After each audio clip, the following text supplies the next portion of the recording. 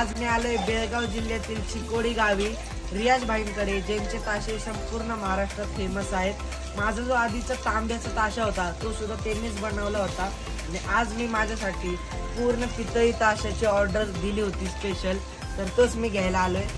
तर बोलूया रियाज भाईंशी।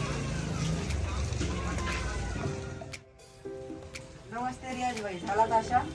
हा, तुमचं काम चालू आहे। रियाज भाई, पितळी ताशात आणि तांब्याच्या ताशात काय काय फरक आहे?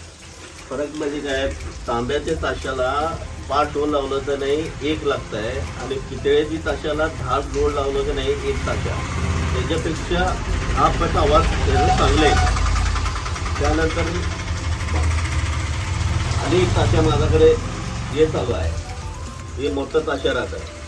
हे आमचे आजोबांचं आजोबा 4थी पिढीनं आता हे आमचा कारीगर चालू आहे। काय याचा बदल पण आम्ही केला आहे। हे कमीत कमी आवाज 4 किलोमीटर आवाज येत आहे वाजवायला। त्यानंतर वेगवेगळे वाद्य आहेत माझ्याकडे, ताशे आहेत, शिंग आहे, तुतारी म्हणून एक येत आहे आणि बाक म्हणून एक येत आहे।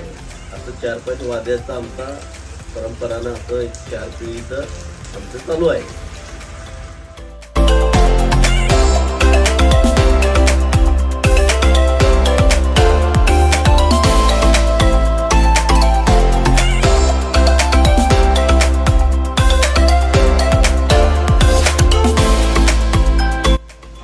तुमचं नवीन पितळ्याचं ताशे चालू आहे मित्रांनो, हे बघा माझा नवीन पितळी ताशा।